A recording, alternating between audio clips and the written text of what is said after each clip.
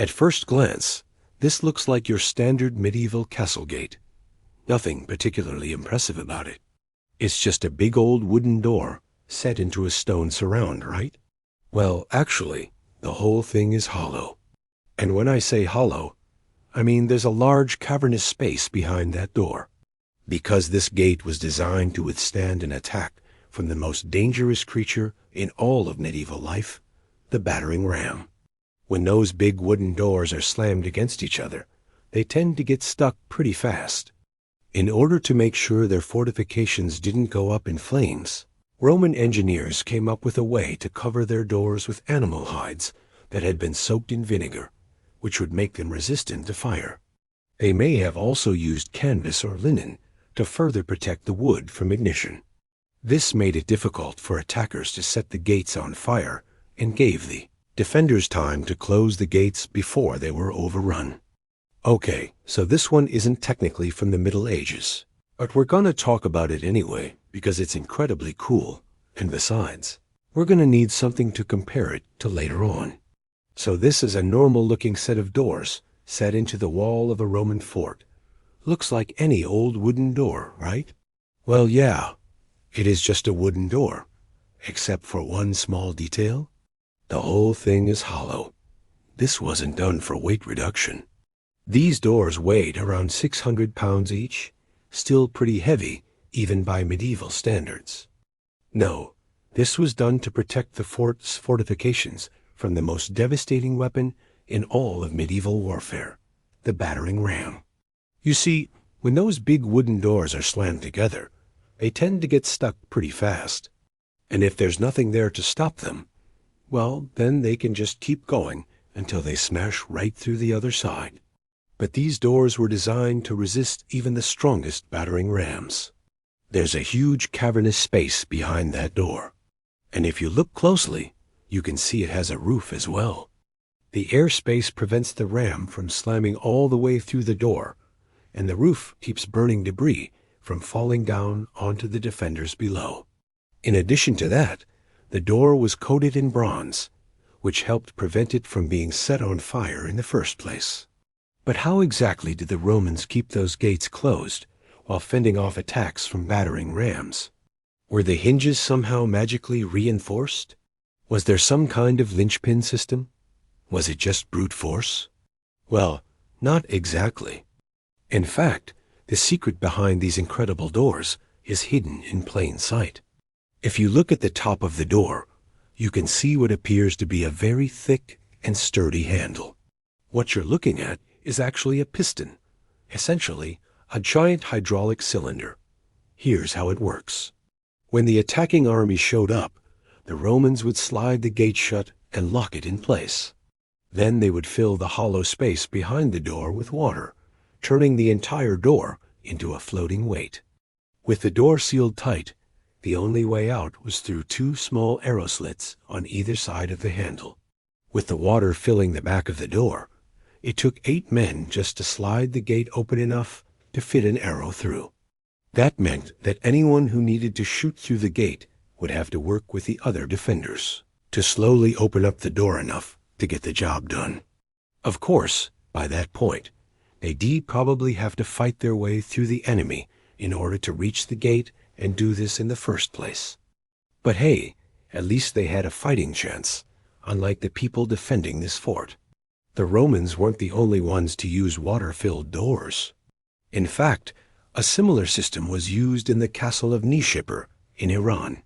This castle dates back to the 4th century AD and has many similarities with Roman fortifications, likely due to the influence of the Roman army that spent a lot of time in the area. But this castle took things a little bit further. In addition to the main gate, there were 2 smaller gates on either side that allowed the defenders to shoot out at the enemy. However, the defenders still needed to be protected from the elements. The solution: glass windows set into the gate itself. Now we don't know how they managed to get the glass into the gate without breaking it. Maybe they used a similar method to how modern bulletproof glass is made. After all, both are technically forms of glazing.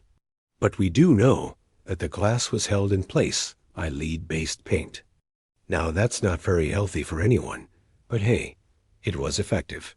Unfortunately, we don't have much else to go on. We don't know how thick the glass was, whether the window was glazed over the entire surface, or just set in the center of the door. All we know for sure is that these incredible doors once stood guard over one of the entrances into the castle. The same thing happened here. The Romans tried to keep their enemies out by flooding the gate with water, but eventually the Persians broke in.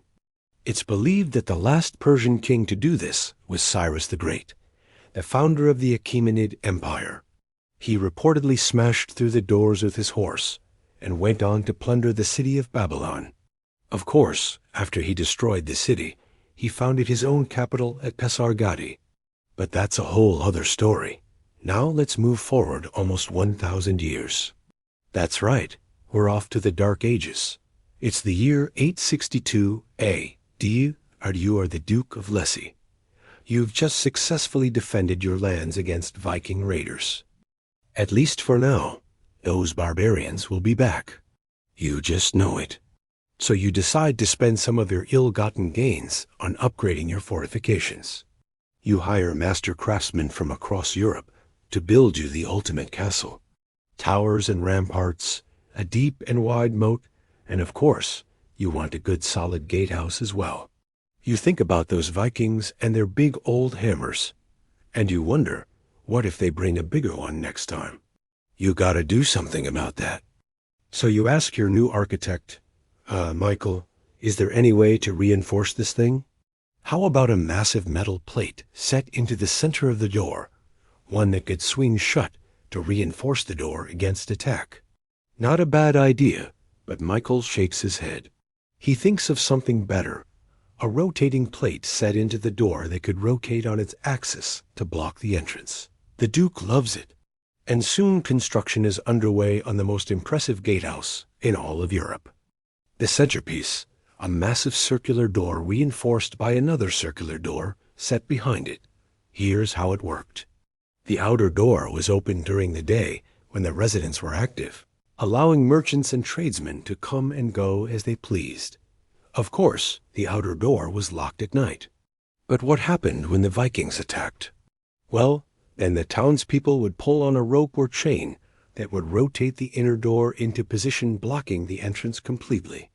The inner door was too small to accommodate carts or livestock, meaning the Vikings would have to bring their hammers inside the gatehouse in order to break through. Problem solved. Except maybe it wasn't, because this kind of door design didn't catch on.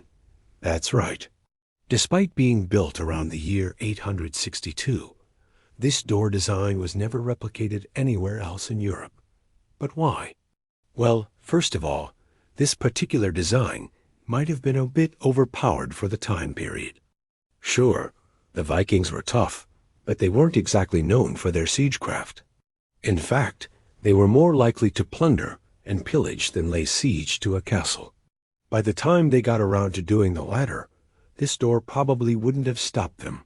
Plus, this door had its downsides. It couldn't really be barricaded, meaning defenders would have to rely on the thickness of the gate and its stone surround to hold out against incoming attacks. But mostly this door just seems to have been an outlier. Most European castles didn't feel threatened by Viking attacks. In fact, most of them weren't even built until after the Vikings stopped raiding. So this unique door design was never given a chance to catch on.